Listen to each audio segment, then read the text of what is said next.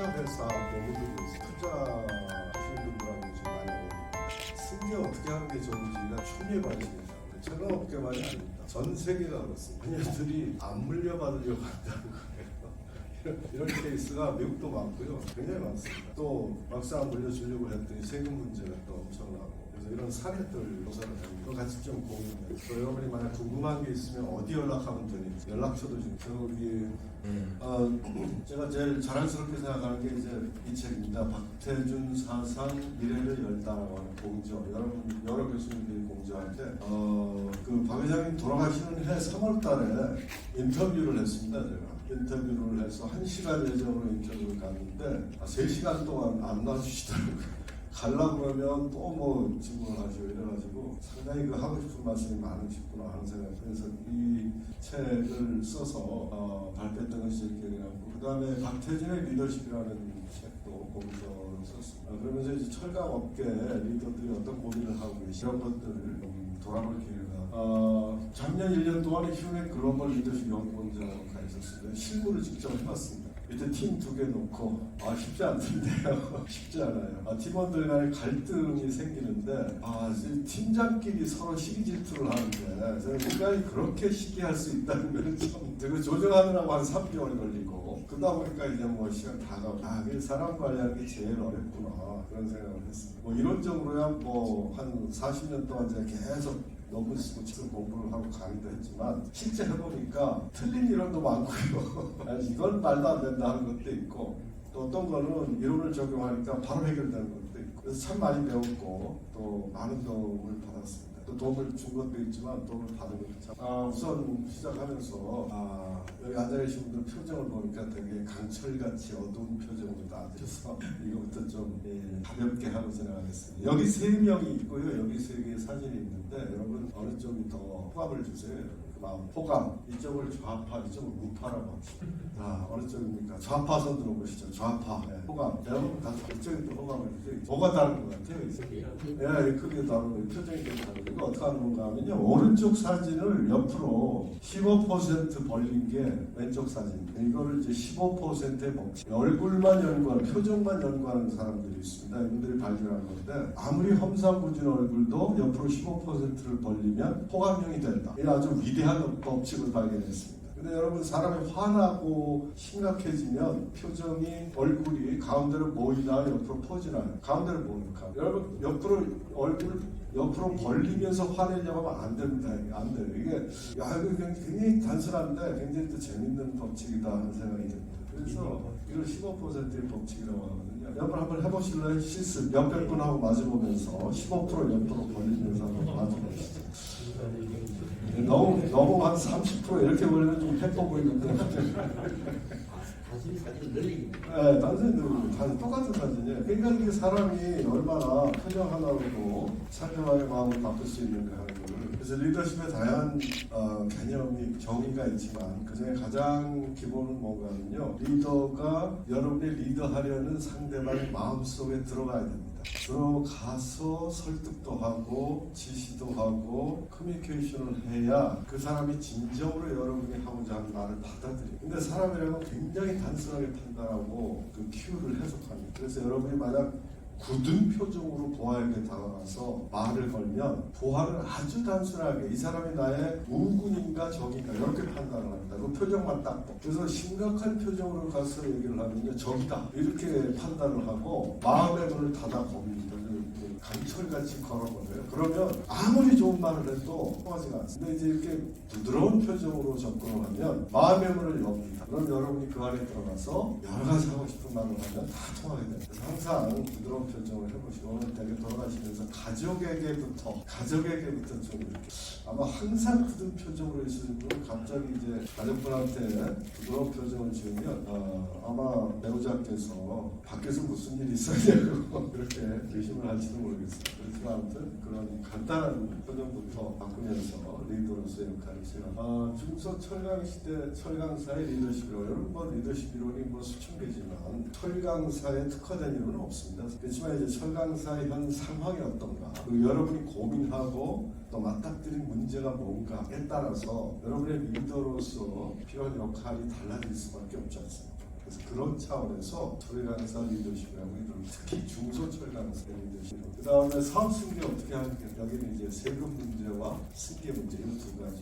중간 이 분야에 뭐 탁월한 전문가가 아니기 때문에 그런 조사한 그런 거. 리더십의 세 가지 원리. 치단수하고 이거 뭐 가장 그 기본에 깔려 있는 원리 세 가지. 시대가 바뀐다. 그럼 리더십도 바뀌어요. 이거 다 동의하시죠, 그렇죠? 시대가 바뀌었는데 옛날 리더십 안 통하고 최근에 나오는 학계의 리더십 논문은 어떤 논문들인지 아세요? 기존에 나온 이론들 중에 어떤 이론이 안 통하나 이런 논문들이 나옵니다. 그래서 제일 1번이 뭐냐면요, 비전 제시하는 리더 안 통하는 그거. 비전 제시가 당신 거다, 회사 거다, 나한테 맞는 나의 문제, 내가 지금 어려워하는 문제, 이거에 대한 해법을 달라. 이게 요즘 1번이기 때문에 그래서 옛날같이 뭐 나를 따르라, 뭐 내가 비전을 제시해서 회사가 잘 되면 너도 잘 되는 거 아니냐, 이런 그 탑다운식의 얘기가 안 통하는 게 논문으로 나옵니다. 그래서 그런 거 하지 말아요. 그런 거 하고 다른 방법을 해봐. 이렇게 지금. 그다음에 두 번째는 뭔가는요, 리더의 그릇만큼 회사가 성장한다. 이건 뭐 진리인 것 같아요. 그러니까요, 저도 많은 회사 접해봤습니다만 진짜 그러십니다. 저번 수준은 저 정도. 그러면 아무리 비전을 뭐 더블 매출을 늘리겠다고 외치고 뭐 앞장서서 달려봐야 안 됩니다. 진짜라. 제가 수없이 많은 사례. 이건 뭐 한국만 그런 게 아니라 전 세계. 그러면 그릇을 어떻게 키울 것인가. 이게 이제 리더십 하도록 그 방법을 뭐 간단한 몇 가지 방법을 알아보도록. 근데 이런 얘기 들으면 또 들으시는 분, 나는 그릇이 큰데 다 이런 생각하시고 나는 큰데 옆에서 안 도와줘서 또 이렇게 되면 이게 곤란. 그런 생각을 버리시는 거예요. 그 다음에 세 번째는 성공하는 리더들을 쭉 인터뷰를 해봤습니다. 해보니까 제가 푸짐한 인터뷰를 하더니 아까 뭐 세종대학 그 연구자 한 30년째 지금 계속 하고 있고 책도 냈고 막 세종대학 강의하는 거는 굉장히 즐겁게 할 수 있습니다. 세종실록을 제가 뭐 수십 번 읽었어요. 지금도 계속 읽고 있고 다 정리해놨습니다. 어마어마한 양이거든요. 그래서 이 전략에 집중합니다. 전략인데 어떤 전략이고 그 전략의 그 포인트는 뭐죠? 시대가 바뀌었다. 리더십도 바뀌었다. 과거는 어떤 시대였는가 하는 건 다 아시겠죠? 남성 위주입니다. 거칠고 강하고 강철 같은 남성 위주고, 그리고 위에는 권위가 있고 밑에 있는 사람은 복종을 해요. 근데 이게 꼭 나쁜 건 아니에요. 이렇게 성공한 것들 많습니다. 그게 문제. 이렇게 성공했는데 왜 나를 인정을 안 해주냐? 왜 요즘 사람들은 나를 안 이렇게 하면 계속 성공할 수 있을 것 같아. 이게 지금 시대의 차원이고. 그럼 어떡하란 말이냐? 사람은 잘 바뀌나 안 바뀌나? 사람 안 바뀌잖아요. 사람 잘. 제가 병원 정신과 의사들하고 토론을 했습니다. 사람이 바뀌냐 안 바뀝니까? 안 바뀝니까? 여러분? 네, 안 바뀌죠. 저도 그 생각을 많이 갖고 있었어요. 안 바뀐다는데 정신과 의사 그분들의 요즘의 중론은 바뀐다. 이유가 뭐냐 물어봤더니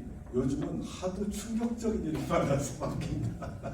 사람이 바뀔 때는 어떨 때는 충격적인 일을 당했을 때 바뀌잖아요. 그래서 아직 백병원에서 정신과 의사 TV에도 가끔 나오는데 그분이 아주 강력하게 자기 경험에 따른 아주 강한 충격을 줘. 강한 충격. 그다음에 일이 우선인 시대였죠. 과거에. 뭐 사실 저도 뭐 회사 근무하고 뭐 이럴 때 과거에 포스기 근무하고 이럴 때는 정말 집에 안 가고 포스코 비전 막 이거만 듣더라도 6개월 동안 밤새고 막 이런 경험을 한 적이 있습니다. 그리고 그거에 대해서 저는 하등의 불만이 없어요. 왜? 내가 해야 될 일이고 일하면서 즐겁고 또 포스코가 이렇게 해서 잘 되면 그게 부탁을 위한 얼마나 좋습니다. 전혀 불만이 없었는데 요즘 그렇게 합니까 안 합니까? 요즘 작년에 제가 취업을 해가지고 직접 해보니까 사람이 없어요. 일단 6시 돼가지고 일 시키려고 하는데 다 없어요. 그냥 정조만 남아서 꾸실거리고 있어요. 저 다 내가 하마. 그리고 파워포인트 계속 지금 혼자 하는데 이게 됩니까? 실력이 없으니까 안 돼. 아무튼 시대가 달랐는데 그럼 누구 잘못이냐?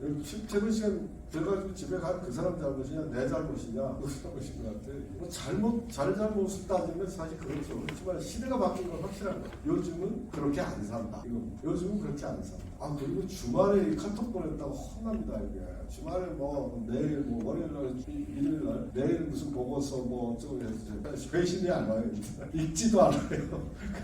그러니까 야 왜 안 읽지? 처음에 몰라가지고 그러다가 나중에 물어보니까 그거 신뢰다. 요즘 그렇게 안 한다. 도화에 대한 예의를 갖춰라. 그런 많이 배웠습니다. 근데 그러면 안 되는구나. 왜? 학교에서는 통했어요. 학교에서는 제자들한테는 막 그러면 막 이렇게 왜? 학위가 걸려 있고 여러 가지 의존을 하지 않을 수가 없으니까 배워야 되는데 직장은 그게 아니고요. 요즘은 1대1이고 동등한 파트너지 위아래로 생각하는 거 통하지도 않고 뭐 들어주는 것처럼 보이지만 뒤에 가서는 전혀 그렇지 않아서 이거는 이제 일구선이 아니다. 그 다음에 집단 중심이었습니다. 뭐 회식하고 뭐 하는 것들이 그런 거 안 통하고요. 전혀 안 통합니다. 그 다음에 원정적이었어요. 그러니까 뭐 자기 좋아하는 사람, 뭐 고생하는 사람, 뭐 칼같이 계산해. 그리고 관계 위주고 갑질을 해도 밑에서 참아줬습니다. 근데 요즘 뭐 큰일 납니다. 그렇게 하면 안 돼. 그래서 이쪽 남녀 평등이고 공동육아 시대입니다. 그래서 뭐 옛날같이 뭐 남자는 뭐 돈 벌어오고 이 시대는 아니기 때문에 이런 거 하면 안 돼. 그다음에 자유가 평등의 시대고요. 일과 생활의 균형 그거 맞춰야 되고요. 저도 집에서 요즘 많이 바뀌었습니다. 그냥 설거지 제가 다 하고요. 음식물 쓰레기 제가 다 치우고 옥장 설거지 다 해놓고 왔습니다. 아니 처음엔 막 이게 내가 좀 그렇지 않나 했는데 그걸 굉장히 좋게 생각한다. 모든 주변 사람, 내 자녀들부터 해서 모든 주변 사람들을 좋게 생각하고 그렇게 생각을 해보니까 시간 날 때 운동삼아 하는 것도 괜찮고 같이 사는데 뭐 그런 걸 따질 필요가 있느냐. 그다음에 첫째 개인 중심이고 개인 성장, 개인의 이익, 개인의 발전. 기업의 구성원들이 제일 좋아하는 게 있습니다. 너를 키워줄게, 너를 성장시켜줄게, 육성시켜줄게. 이건 여러분들이 구성원들을 키우는 쪽으로 계산적이고 미주가 갑질은 뭐 옛날 제가 하나의 사례가 좀 이따가 말씀. 요즘 우리가 하는 갑질 해외 다른 나라에서 갑질이 더 심각했어요. 사실 우리가 하는 거는 정말 어떻게 보면 기준으로 봤을 때는 해외 다른 나라에서 더 심했다고. 그래서 이쪽 이제 MZ 세대라고 이쪽 꼰대 세대라고 이름을 그렇게 붙여서 규정을 하는데 특히 세대 차 나오는 건 사실 바람직하지 않습니다. 세대 차를 기업 경영에서 중시해야 되느냐 이거 가지고 기업마다 갑론을박이 있고 접근 방법이 두 개로 나뉘어요. 예를 들어서 파이자 같은 회사는요 세대 차를 인정하지 않습니다. 그래서 누구든 좋다 들어오고 나서 우리가 가치관 통일을 시켜줘요. 교육을 통해서.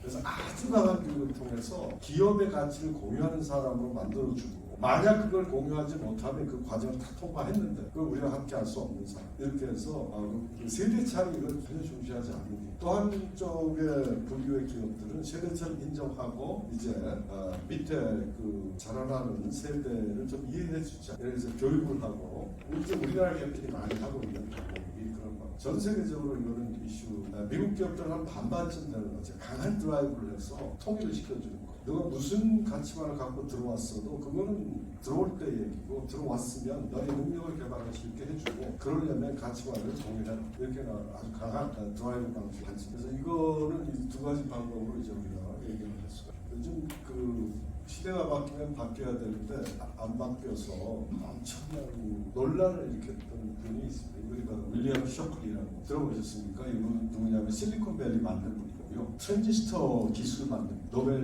물리학사 천재 MIT 박사에다 노벨상도 받고 실리콘밸리인데 이분이 회사를 만들었어요. 쇼클리 세미컨덕터, 쇼클리 반도체 자기 이름이죠. 그리고 석박사 60명을 뽑았는데 이때부터 이제 번성이 드러나기 시작해요. 얼마나 괴롭히는지요. 전 사원 많은 갑질 중 하나만 소개합니다. 전 사원 IQ 테스트에서 IQ 130 이하는 불임 수술을 받아. 상상이 가세요 이게. 야 이게 진짜 나는 구글 쳐보세요 다 나와요 이게.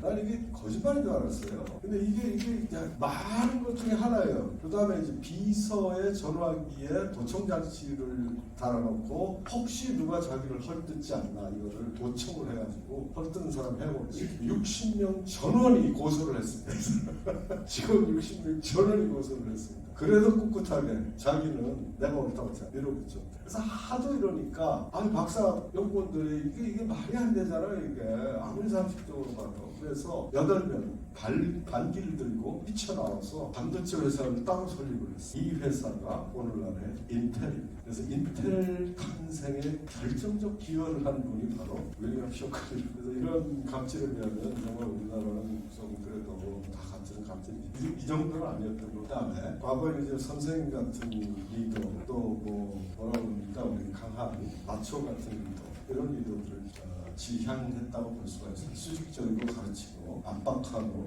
박태준 회장님 배에서 가기 전에는 굉장히 마초 같은 스타일로 생각을 해서 가서 인터뷰를 하는데 전혀 아닌 거예요. 그래갖고 막 친구같이 대해주시고 3시간 인터뷰는 30분은 우시더라고요. 막 어부만 우셔가지고 카메라맨이 같이 갔다가 막 민망, 야 이거 빼 이래가지고 아주 민망할 정도로 막 서러워서 복받쳐 오르고 막. 그래서 전혀 뭐 이렇게 카리스마 같은 이런 걸 전혀 못 느꼈어요. 굉장히 부드럽고 따뜻한. 그래서 아무튼 압박하고 통제하고 이런 것들 해왔는데 아직도 이런 분들이 많이 있어요. 그렇지만 예를 들면 압박하든가 벌을 주는데 이게 비상식적으로 이런 것들이 이제 하나 벌을 일단 줘야죠. 잘못했으면. 그러나 그 상응하는 수준 그리고 절차를 밟아서 정당하게 이렇게 주는 것은 설득력이 있지 않은 돈을 넣거나 이런 것들을 어떻게 하느냐 이렇게 하지 말라고 하는 거 어떻게 하세요 여러분? 뭐 그냥 교육 한번 시켜서 끝나고 이러면 안 돼요. 미국 기업들 중에 지봉이라는 회사를 들어갔더니 매뉴얼을 다 깔아놨어요. 이 매뉴얼이 이만큼 두꺼워요. 1000페이지 가깝게 되는데 이거 가지고 모든 전 직원 1년에 56시간 필수 교육을 매뉴얼 그 매뉴얼 내용을 보면 예를 들면 이런 것까지 지정이 되어 있어요. 2층 계단을 올라갈 때는 가드레일을 꼭 잡고 올라가. 이걸 어기면 너는 해고다. 이거까지 되어 있어요. 그래갖고 다 가드레일 이걸 교육을 시킨다니까요. 매해 반복 그리고 코드 중에 바뀌는 것들이 있으면 그걸 또 재교육을 팀장급 이상은 그보다 더 많은 교육 더 재밌는 게 뭔지 아세요? 그러다가 이제 퇴직한 사람들 오비 모임을 했어요. 오비 모임을 해서 쫙 왔는데 계단 올 때 전부 거드레일 잡고 훈련이 돼 있어요. 훈련이 돼 있어요. 그 정도로 해야 이 갑질이 없어져요. 그 정도로 해야 문제가 안 생겨요. 뭐 안전 문제부터 해가지고요. SH 문제라든가 뭐 이런 것들이 그냥 교육하면 전혀 사람이 그렇게 안 나. 그러나 이렇게 강력하게 드라이브를 걸리는데요. 또 화이저 같은 경우도 옛날에 뭐 다 제약회사 판매할 때 뒷돈 주고 뭐 이렇게 한 것들이 있었고 그걸 아주 단박에 끊어버리지 않습니까? 그걸 엄청나게 강하게 코드를 만들어서 드라이브를 걸어서 차례가 있습니다. 그래서 요즘은요 어떤 리더가 바람직한 친구 같은 리더입니다. 친구. 나이 불문하고 친구가 이 나이를 가지고 자꾸 따지는 거요. 이거 하면 안 돼요. 저도 그래서 은퇴할 때 솔직히 헌법을 가지고 고소를 하려고 했어요. 국가를 상대로 나이를 가지고 그 퇴직 제도를 두는 게 이거 위헌이다. 이거를 해보려고 하다가 김현장에 아는 변호사가 있는데 바빠서 못하겠더라고요. 내 돈 들고 할 수는 없고 좀 해달라고 막 지금 꼬드기고 있어요. 미국은 정년이 없습니다. 교수만 없는 게 아니라 모든 조직이 없습니다. 그게 왜 없느냐 물어봤더니 나이 차별, age discrimination, 성차별 같이 성별 차별 같이 age discrimination이라서 정년을 안 돼요. 그래서 우리가 지금 법으로 정년을 정하고 이런 것들은 다 위헌이다. 나이에 대한 차별. 이게 기업에서 어떻게 또 묘하게 적용돼서 나타나는가 하면요. 요즘 우리가 오늘 지금 몇 시간 후에 제 매경 칼럼이 나옵니다. 그걸 아주 강력하게 썼습니다만 이거예요. 요즘 나오는 게 정부 학계 기업들이 미는 거, 대기업들이 미는 게 직무급이잖아요. 직무급 제도. 그러면 직무 평가를 해야 되고 나이를 가지고 따지기 시작하면 연봉제를 못 벗어나. 연봉제를 벗어날 수가 없어. 직무 평가에 따라 직무 난이도에 따라 나이 불문하고 그 직무를 수행하는 등급에 따라서 페이를 결정해줘야 되는데 직무를 할 수가 없어요. 나이를 가지고서. 그러니까 대기업에서 뭐 요번에 50세 이상은 다 임원들 승진 못하면 나가라. 말이 안 되는 겁니다. 이거 전부 반헌법적이고 비헌법적이고 근데 그냥 막 그냥 일어나요. 나이 가지고 하는 게 아니라 그 직무에 대한 숙련도와 성과를 가지고 평가를 해줘야지. 이거 언젠가 아마 크게 우리나라가 바뀌는. 그래서 수평적 관계로 생각하시고 설득하시고 시간이 많이 걸리고 노력도 많이 걸리고 설득하는 상황도 계속 체크해야 되고 스스로 하게 하고 북돋워 주시고 상으로 지원해주고 이익을 좀 이게 이제 친구 같은 선생님 같은 리더라고 했더니 이제 옆에 있던 직원 하나가 요즘 선생님은 이러지 않아요. 그래서 제가 옛날 선생님 같은 리더라고 그렇게 바꿨어요. 그래서 이렇게 바뀌자 마음을 먹었지 않습니까? 오늘 당장 내일 가서 바뀐다. 불가능할 정도로 그래서도 안 됩니다. 왜 그러냐면요. 갑자기 바뀌면 뭐들이 충격받아요. 어디 가서 무슨 잘못된 강의 듣고 와서 바뀌었나 또 이러고. 바뀌는 것도 3단계가 필요합니다. 변화의 계기를 만들어. 계기. 사람 변화할 때도요 절차가 있어요. 절차. 갑자기 바뀌면 이상하게 생각해요. 변화의 계기를 만들고요. 그 다음에 실습과 훈련을 통해서 진짜 이 변화된 행동이 오래가게 장착시키는 노력이고요. 습관화시키고 그리고 점진적으로 이거를 일주일에 하나씩 이런 예같이 이렇게 바뀌는 모습을 보고 사장님이 갑자기 바뀌면 죽겠다. 그 다음에 두 번째로 넘어가서 살펴보도록 하겠습니다. 리더의 그릇만큼 이렇게 큰 그릇은 큰 회사를 리더, 작은 그릇은 작은 그릇을 가진 사람이 큰 회사 맡으면 어떻게 되겠습니까? 회사가 망가져요. 그런 케이스가 한둘이 아닙니다. 왜? 작은 그릇의 정책들만 펴요. 밑에서 큰 회사 움직이는 이 논리를 몰라가지고 이거 뭐 아주 우리 리더십 연구할 대통령 리더십 연구를 많이 하고 대통령 리더십 연구에서 나온 연구 결과 중에 재밌는 게 있는데 대통령을 움직이는 욕구가 세 가지 욕구, 동기 욕구. 하나는 성취 욕구, 성취 욕구 높은 대통령. 여러분들 목표 정해놓고 들어와야 돼. 두 번째는 권력 욕구 높은 대통령. 권력 욕구 높은 분들은 자기 편을 막 자기 우군을 많이 해요. 그러니까 맨날 이렇게 막 모으고 자기 비판하는 사람도 받아들이고 야당한테도 접근하고 이런 거를 포용적이란 말로 표현하지만 권력 욕구 높다. 세 번째는 친화 욕구 높은 데 있어요. 아주 이렇게 만나서 대화를 해보면 아주 친근감을 느끼고 미국 대통령 44명을 분석을 해봤어요. 어느 대통령이 성공하나 어느 욕구 가진 대통령이 성공하나 성취 욕구 높은 대통령이 성공했겠습니까? 실패했겠습니까? 대부분 실취 욕구 높은 대표적인 케이스가 닉슨. 대통령은 목표 세워놓고 드라이브하는 자리가 아니다. 그러면 실패한다. 근데 이거를 기업에 가서 해보면 기업에서는 성취욕구 높은 CEO가 당연히 성공해요. 문제는 CEO로 성공한 사람이 대통령으로 갈 때는 성취욕구를 낮추고 가야 되니까 그러지 못하기 때문에 대통령이 가가지고 소위 CEO 출신들이 권총을 치르는 경우가 많다. 두 번째 욕구가 뭐라고 그랬습니까? 두 번째 권력 욕구 높은 대통령들은 대부분 그 대표적인 예가 레이건 사람 만나는 거죠. 야당한테 전화하고 이런. 그다음에 세 번째가 뭐였습니까? 세 번째 친화욕구 높은 대통령은 대부분 스캔들이 났다. 그 대표적인 예가 누구였습니까? 클린턴 대통령. 클린턴 만나본 얘기가 아주 얼마나 매력적인지 보셨다고. 그래서 그런 걸 놓고 보더라도 이 그릇에 따라서 욕구 체계에 따라서 동기에 따라 내면의 상태에 따라서 이끌어 나가는 조직의 규모. 특성 이런 게 다르죠. 여러분들은 어떠세요? 여러분이나 여러분의 회사의 CEO 또는 소유 경영자는 큰 그릇인가요? 작은 그릇인가요? 똑같은 선상에서 출발했는데도 누구는 크게 성공하고 누구는 고만고만하고 이거를 요즘 나오는 리더십의 전문용어로 리더십 캐피털 인덱스라고 표현해요. 13년 리더십. 그럼 그 그릇을 키워보자는 건데 이렇게 작은 그릇인 사람을 큰 그릇으로 키워볼 수 있게 여러 가지 시도가 있어요. 그 중에 하나가 뭐냐면 가정을 바꾸는 assumption. 가정이라는 게 이제 assumption. 마음속에 갖고 있는 assumption challenge라고 가정을 하는 거예요. 가정을 갖고 살잖아요. 이 가정이라는 게 맨 마음속 밑에 깔려있는 행동을 주관하는 키 같은 거예요. 키. 그래서 이 가정이 안 바뀌면 행동이 안 바뀌어요. 가정이 바뀌면 행동이 바뀌어요. 여러분 그런 거 있죠? 어떤 가정 갖고 있어요? 저도 현생활 하면서 느낀 게 뭐냐면 함부로 말하지 마라, 독박 쓴다 이런 거 가정이 생겨요. CEO 앞에서도 막 좋은 얘기 했다가 그건 네가 해 이렇게 나가면 갑자기 왜냐면 내 역할, 내 인물이 있잖아요. 기존에 거. 근데 더 이게 일이 많이 생기는 거잖아요. 그래서 부하들이 진짜 싫어하더라고요. 그러고 하면 안 되는 거예요. 이런 가정을 갖고 살고 그렇기 때문에 이게 바뀌어야 내가 좋은 얘기 많이 해주겠죠. CEO나 한간 이거 안 바뀌면 가정이 안 바뀌면 그 가정을 갖고 있는 사람은 좋은 얘기 안 할 때 가정을 바꾸도록 하는 것이지. 꽁이라는 그 새가 가정이 아주 굉장히 재밌는 가정. 눈 감으면 세상은 없다 이렇게 생각한다는데 있고. 그래서 꽁 사육하는데 가보셨어요? 옛날에는 위에까지 다 그물을 쳤어요. 날아갈까봐 야생이기 때문에. 요즘은 그렇게 안 하다.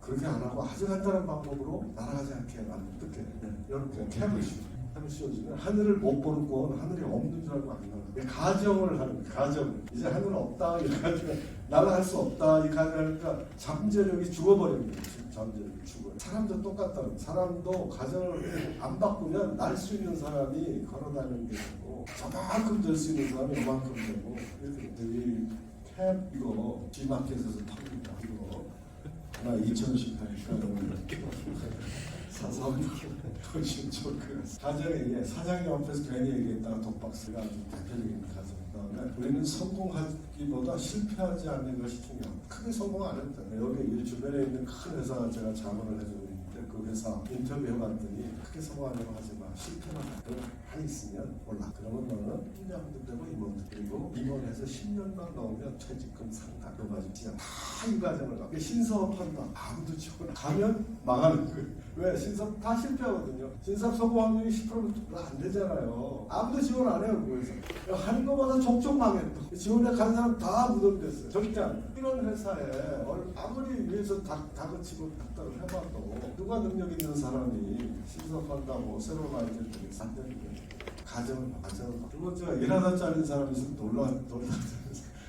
이거는 제가 강남에 있는 강남구가 아니라 어느 구에 가면 구청장이 있죠. 그 밑에 부구청장이 있어요. 이 부구청장은 임명직이에요. 근데 구청장과 부구청장의 관계가 매우 묘합니다. 왜냐하면 구청장이 부구청장을 지속적으로 견제해요. 왜? 다음번 선거에 입후보할 1번 영순위가 부구청장이에요. 왜냐하면 모든 게 비슷해요. 퀄리피케이션. 그러니까 맨날 막 구박지고 막 감시하고 막 견제하고 이러거든요. 그래서 제가 가서 인터뷰한 거는 선언을 했어요. 저는 절대로 입후보 안 합니다.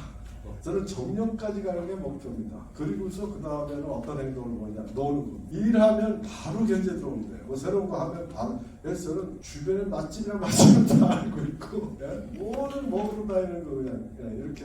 이래가지고 저는 정년까지 갈 겁니다. 그 정년 5년 남겨놓은 사람이 있거든요. 나중에 보니까 무사히 정년 돌파했습니다 하고 문자가 왔어요. 이 가정을 이렇게 갖고 있는 사람한테 뭐 우리 그를 위해서 뭘 해봅시다. 안 하죠. 안 합니다. 가정을 바꾸자. 그 다음에 CEO들이 갖고 있는 가정들은 부하를 믿을 수 없다. 이걸 이제 X 이론이라고 하잖아요. 믿을 수 없기 때문에 통제할 수밖에 없다. 이렇게 나와요. 그리고 감시할 수밖에 없다. 믿을 수 있으면 위임을 해주지만 믿을 수 없기 때문에 통제 감시도 가능하고 내가 다 해야 되는 거고 믿을 수 없으니까 그 사람에게 맡길 수 없는 거고 이렇게 되잖아요. 그래서 이런 가정을 바꿔주지 않으면 이거는 그릇을 크게 만들 수가 없어요.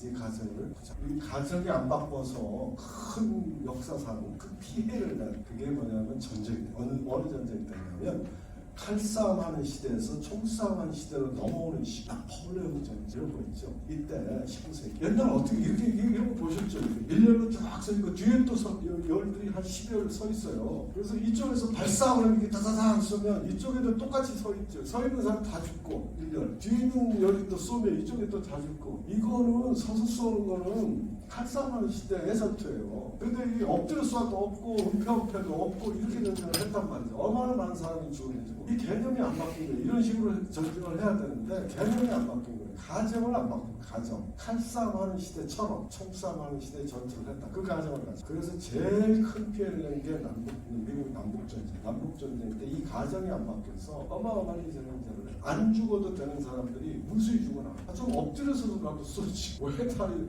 뻣뻣이 서가지고 이렇게 쐈냐 하는 거죠. 그다음에 세 번째입니다. 성공하는 리더는 전략에 집중하는데 그러려면 위임을 해줘야 돼요. CEO, 소규 경영자분들이 위임을 못한다. 아마 최강업계도 이게 이슈 중에 하나일 것 같습니다. 그래서 왜 위임을 해줘야 되는지, 어떻게 위임을 하는지, 위임하고 나서 어떻게 해야 되는지 그 두 가지 법칙이 바로 이겁니다. 대세지자분들은 것은 다 위임하십시오. 이게 첫 번째 원리. 두 번째는 위임하고 나면 전략적 이슈에 집중. 요것만 지키면 위임할 수 있어요. 위임을 왜 못하는지 왜 못하겠습니까 여러분? 특히 오너 되신 위임 못하. 저도 작년에 회사 다녀보니까 오너가 다 하시더라고요. 그 다음에 막 어떤 때는 막 밑에 있는 직원하고 경쟁을 해요. 누가 더 잘나? 누가 더 일 잘나? 그럼 밑에서 죽어줘야 돼. 밑에서 이기면 큰일 나지. 자존심 상하지. 그러면 안 돼요. 부하고 경쟁하면 안 돼. 생각 경쟁, 실력 경쟁, 성과 경쟁을 하면 부하들 위로해주고 위해주고 잘한다고 해주고 인커리지 시켜주고 그래 네가 나보다 낫다 이 생각해주면 네가 나보다 나아? 이래가지고는 이거 안 돼. 그래서 위임을 해주자. 첫 번째 왜 못하겠습니까? 첫 번째 이유는 맡겨두면 제대로 안 돌아가더라. 내가 맡겼더니 제대로 안 돌아가. 대부분 이 생각하고 있어. 그러면 책임감이 없다. 그랬더니 대기업들 인사태국 불고 있잖아요. 지금 엄청. 그 이유가 뭔지 아세요? 제가 쫙 인터뷰를 해봤더니 다 해먹었다. 전문 경영인들이 다 해먹었다. 인센티브 시스템이 어떻게 되어 있습니까? 프로핏 쉐어링이잖아요. 그러니까 이익이 이만큼 나면 그 중에 한 20%를 잘라가지고 그걸 나눠가지고 그 위에서부터 많이 나가고 밑에는 조금. 자, 그럼 좋다. 그러면 이제 모티베이션이 돼서 일을 더 열심히 하고 더 많은 성과를 내리라고 기대하고 더 많은 이익을 내겠다고. 요즘 같은 세상 어떻게 됐어요? 마이너스예요. 프로핏 샤이너 로스예요. 그러면 어떻게 해야 돼요? 성과가 그러니까 받으면 뭐 자르든 그렇지 않으면 그냥 유지라도 해야 돼요. 근데 이걸 어떻게 해야 되는지 아세요? 이 경영 전문 경영인데 제도를 바꿔요. 제도를 바꿔서 노력에 대한 인센티브 이렇게 나가는 거예요. 그래서 이 손실이 이만큼 났는데도 회사는 지금 휘청거리는데 현금이 없어서 거기다가 또 인센티브를 받아가려고 한다는 거예요. 전문 경영. 이게 말이 되냐? 부회장 사장 이게 말이 안 되잖아. 이렇게 돌아가면 이거는 뭘 해야 되는지 심각하게 다 잘려요. 이번에 다 나왔어. 이래서는 안 되는 이게 이렇게 이런 사례를 보니까 여러분들이 못 믿겠다는 거죠. 놔두면 회사 거덜낼 것 같은 불안이나 걱정 이런 것 때문에 이게 바로 이겁니다. 내가 없으면 다 해보고 이런 것들. 이거 다 맞을 수도 있고 틀릴 수도 있습니다. 그러나 이것만이 문제가 아니에요. 더 큰 문제가 있어요. 그게 뭐겠어요? 큰 거. 이거 다 좋다. 다 이건 아니다. 그래도 위임을 못하는 건 뭐겠습니까? 이건 뭐냐면요. 맡기려 해도 내가 자꾸 개입, 습관적으로 개입이 된다. 맡기긴 맡겼는데 뒤돌아보니까 또 생각이 나서 물어보고 따지고 이러더라. 습관성이에요. 습관. 이게 뭔지 아세요? 이게 왜 그런지 아세요? 이게 이론이 있고요. 연구가 무진하게 되어 있는 그게 뭐냐면 성격입니다. 타입 A 성격과 타입 B 성격이 있어요. 이게 타입 A 성격이 컨트롤 성격이에요. 통제해야 직성이 풀리는 성격. 그러니까요. 매사 자기가 주도해야 되고 자기가 앞장서야 되고 자기가 제일 먼저 해야 되는 성격이에요. 성격. 이걸 타입 A 퍼스널리티라고 해요. A형 성격과 B형 성격. B형 성격은 정반대. 다 알아서 하라고 그러고 자기는 이제 헐헐. 늦어요. 어떻게 늦고 막 반응도 느리고 막 이런 성격. 이걸 B형이라고 그러고 A형은 드라이브하고 도전하고 매사에 빠르고 나보다 앞장서야 되고 이런 성격. 통제 중심의 성격이에요. 혹시 여기 오신 분 중에 나는 A형이다 하시는 분 있어요? A형. 미리 개념을 말씀드리니까 다 이제 피해가시는 것 같아요. 나는 B형이다. 저 박사님은 B형 맞아요. 나도 B형이에요. 제가 이거 집 해봤어요. 해봤어요? 아니요, 잘 모르고 해봤어요. 예, 몇 년 전에 하버드대학에서 조사를 했습니다. 20년 전에 졸업한 졸업생 A형 100명, B형 100명을 뽑아서 20년 동안 누가 성공하고 사회에서 가설은 A형이 성공할 거다. 왜? 드라이브하고 도전하고 열심히 하고 빠르니까 가설을 세워놓고 조사를 했는데 결과를 보니까 B형이 더 성공. 이유가 뭐겠어? 이유는 간단해. A형 100명 중에 50명 이상이 죽거나 죽으려고 병원에 두고 있어요. A형의 비극이 이겁니다. A형을 그래서 심리학자들이 별명을 붙여줬어요. 스트레스 지향적 성격.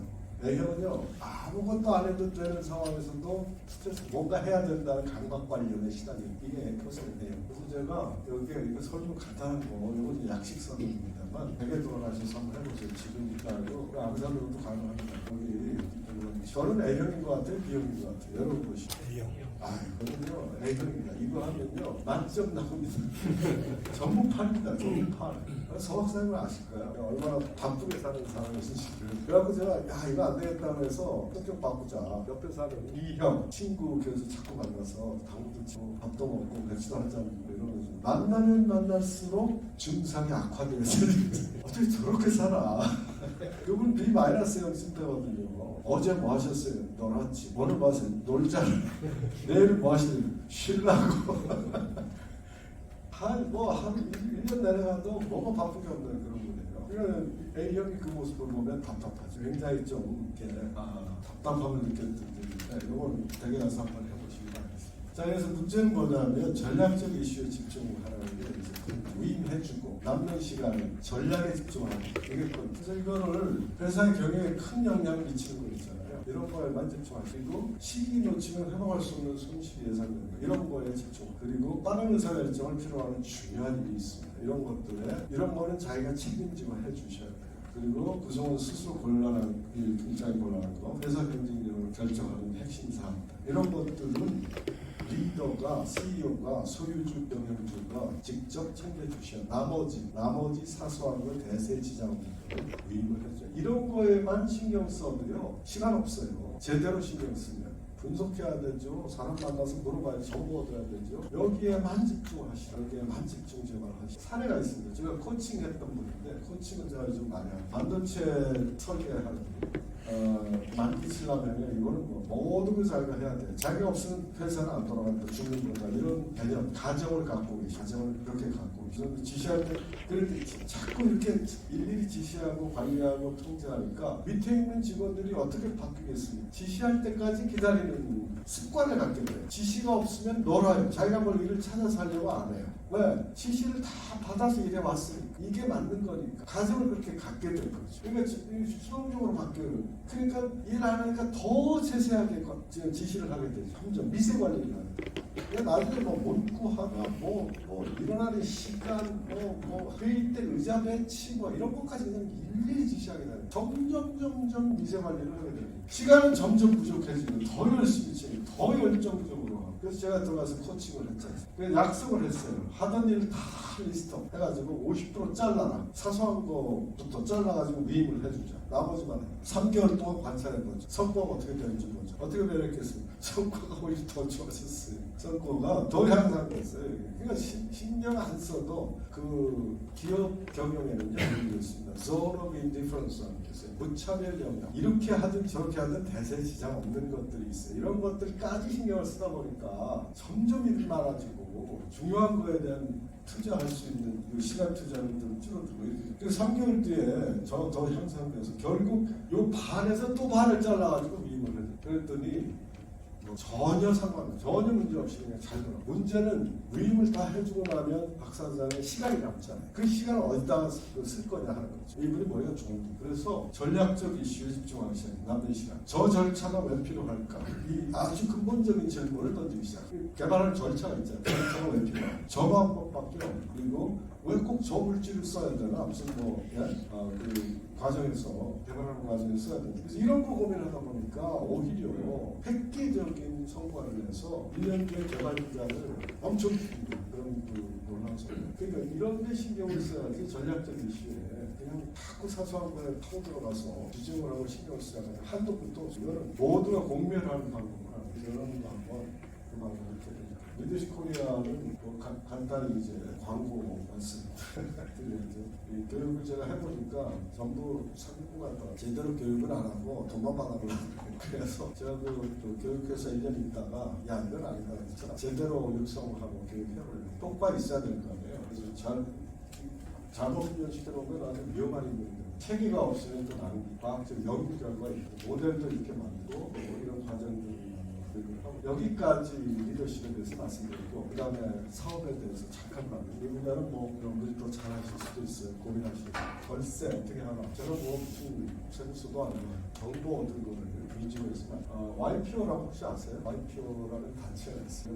Young President Organization. 우리나라에서 매출이 1조 이상 되는 기업의 젊은 50이 안 된 40대 이하의 오너들의 모임, 오너. 감옥은요, 진짜 무지 많습니다. 이거 들어가기도 힘들어요. 추천이 있어야 되고, 뭐 매출이 뭐. 여기에 가봤더니 초미의 관심사가 절세예요. 어떻게 물려받을 거냐, 세금 들.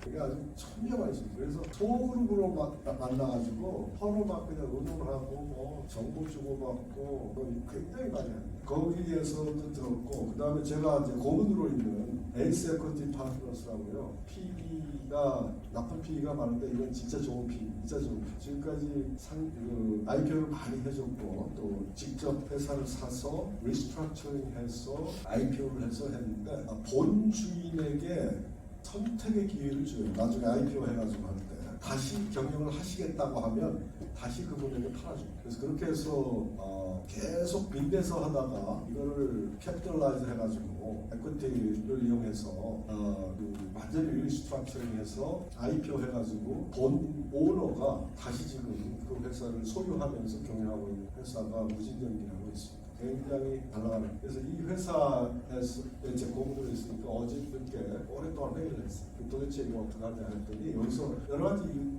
사례들을 주더라고요. 매출이 7천억인 IT 회사의 최회장이라고 있습니다. 이분은 저도 아는 분인데 5년 전에 국적을 싱가포르로 옮겼어요. 이유가 뭐였어요? 싱가포르는 뭐가 없으니까 상속세가 제로 완전히 옮겨놨어요. 그래서 이 사례를 가지고 얘기를 해봤더니 문제가 없냐? 그랬더니 문제는 전혀 없는데 우리나라 국세청이 무지 괴롭힌다. 뒷조사부터 왜? 사람은 여기 산단 말이에요, 이분이. 그러니까 굉장히 많이 괴롭힘을 당하고 있다. 그러나 합법적으로 상속세를 피하는 방법이다. 싱가포르 국적을 묻는 것이 쉽지 않습니다. 그래서 여러 가지 그 구체적인 내용들은 에이세큐리티에서 저한테 연락하시는 분, 나중에 제가 이메일 주소 적어놨어요. 혹시 필요하시면 연락하시면 제가 여기를 그분도 도와주도록 했습니다. 전문가. 그다음에 두 번째는 유통회사 박사장은 10년 전 요 방법은 많이 쓰더라고요. 일단 고용을 합니다, 자녀를. 그리고 인센티브를 성과로 이거 지급을 이렇게 한 10년 걸린다는 처음 그 배당을 이제 성과를 줘서 또 이걸 상담하고 요 방법이 있고, 그다음에 세 번째 사례는 이게 이제 PE들이 많이 쓰는 방법인데 낮은 가격에 PE에다가 매각을 합니다. 지나치게 낮게 하면 바로 국세청이 들어오니까 리즈너블 해야 된다. 리즈너블한 가격으로 매도를 하면 그리고 그 돈 받잖아요. 현금은 이 김 회장이 지금 아들에게 현금으로 상속을 해줘요. 상속세 내고. 그 다음에 PE가 펀드를 크게 만들고 그 PE에 펀드에 주니어가 상속받은 현금을 투자를 딱 합니다. 하면 이제 이 펀드의 오너가 되는 거죠. 그렇죠? 그런 PE도 투자를 하고 해가지고 펀드가 A사의 주식을 다시 삽니다. 아시겠어요? 지금 다시 사가지고 이걸 키워요. 쫙 키워서 여기서부터 이제 키우겠죠. 투자하면서 키워서 다시 IPO를 해가지고 밸류를 확 끌어올리면 여기서 좀 처음에 상속세 내고 했던 거 이건 뭐 아무것도 아니다. 엄청 꽤 이익을 볼수 나는 펀드에 투자했을 때 여기서 밸류를 이 회사의 밸류를 이 펀드가 PE의 전문가들이 와서 회사 밸류를 확 올려줘야 됩니다.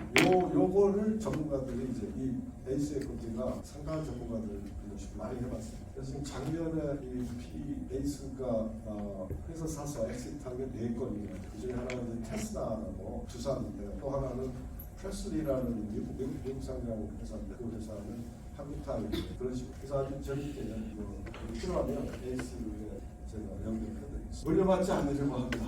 세계적인 추세고요. 그럼 어떡할 거냐. 문제도 이제 에이스에코티하고 많이 얘기를 했는데 유한양행 방식은 뭐 재단 만들어 놓고 겁니다. 지금 유한양행은 대주주는 유한공전인가? 유한대학이라고 있죠. 유한공전? 거기로 돼 있을 겁니다. 그래서 이 회사에서 제가 이제 몇 년 전에 이 회사 입사분이 오셨는데 발표를 하면서 사례로 유한양행 같이 주식을 해석해 줬더니 유한양행이 지금 못 컸다. 그동안 수십 년 동안 저거밖에 안 되냐 이런 식으로 아주 비판을 많이 했더니 그 자리에 유한양행의 사회이사가 앉아있었어요.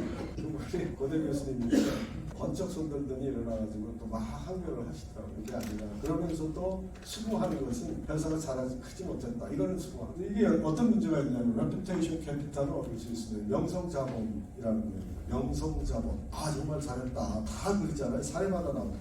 그렇지만 진짜 회사를 컸느냐, 회사가 성장했느냐 못하는 케이스가 훨씬 더 많습니다. 성장. 이게 좋은 방법이냐 이거에 대해서 상담하고 그렇지만 아무튼 왜 성장을 못하겠습니까? 의사결정을 못하고 큰 결정을 할 사람이 없어서 그래서 아무래도 우리나라의 경우는 90점이 있어야 되는 거 아닙니까? 그래서 이 방법은 꼭 회사를 생각하면 조금 좀 문제가 있죠.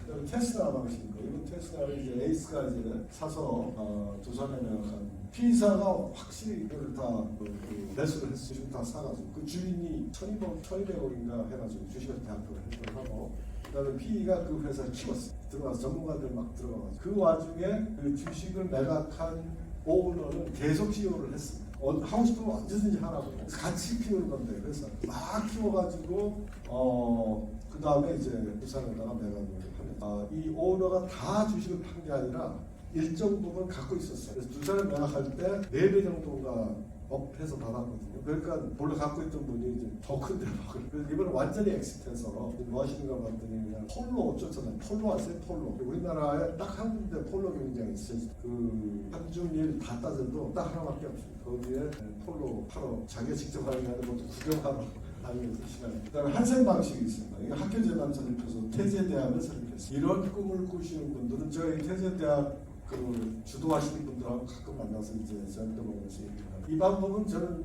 권하고 싶지 않습니다. 특히 태제 대학은 학부를 가진다. 학부.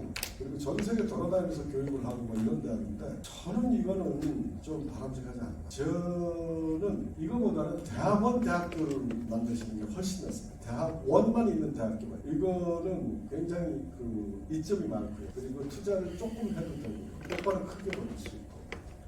서울 벤처대학 이런 것들이 이제 다 그 대학원 대학교 해당합니다. 지금 아마 우리나라 한 50개 미만의 대학원 대학교가 보시면 이 방법은 잘 됐으면 좋겠습니다만 현재 대학 선생님께서 고생을 많이 하고 있는 겁니다. 그 다음에 디즈니 방식입니다. 소유는 자녀가 하고 경영을 완전히 전문 경영할 때 간섭을 안 하는 이런 방법이 있는데 이거는 이제 미국식이죠. 완전히 미국식이에요. 미국은 대부분 이렇게 합니다. 그러면서 전문 경영인이 알아서 이걸 키워나가는 방법인데 이게 이 회사가 이 상품화된다는 비판을 받습니다. 그래서 이거는 미국식이고 미국의 전형적인 모델인데 유럽 CEO들은 이걸 굉장히 싫어합니다. 왜? 회사의 스피릿이 죽어버린다. 그 오너가 회사를 설립할 때는 어떤 스피릿이 있어서 설립을 했는데 상품화 시켜버리니까 회사를 완전히 스피릿은 없어지고 회사 사고 팔고 왔다 갔다 하면서 주인 몇 번 바뀌면 그 다음에 이게 무슨 회사인지 모릅니다. 그래서 디즈니도 지금 이게 디즈니가 옛날 디즈니가 아니다 이런 비판이 지금 엄청 많아요. 그래서 이런 문제는 있지만 아무튼 그래도 회사를 많이 성장을 하는 경우가 빌 게이츠나 워런 버핏 방식은 공익재단에 해서 빌 게이츠 빌앤 멀린다 게이츠닷컴 .org에 들어가시면 거기 이제 어디 투자했다 얼마 기부를 받았다 이런 많이 나와요. 공익재단. 그다음에 저는 관정 이정환 선생이라고 삼형화학 그룹의 오너셨죠. 장학금을 진짜 엄청 많이 줬습니다. 그리고 지금 1조 7천억의 장학재단에 기금을 쌓았어요. 그리고 뭐 엄청 많이 제일 삼성이 주는 장학금보다 훨씬 많이 줍니다. 여학생들 뭐 훌륭한 학생들. 그래서 이제 수입하는 하고 있는데 그래서 회사 입장에서는 자녀들이 지금 회사를 운영하는데 굉장히 싫어합니다. 회사 투자할 돈 전부 여기로 들어가 굉장히 싫어하고 중요한 거는 결국 오너의 경영 인생 철학 이런 것들이 어떻게 개인에 따라서 방법을 써 여기까지 주고 연락을 네. 저는 사실은 그 듣는 내내 너무 덤비러웠습니다. 그래서 제가 이렇게 뒤쪽으로 봤더니 여러분들도 거의 집중력이 대단하시네요.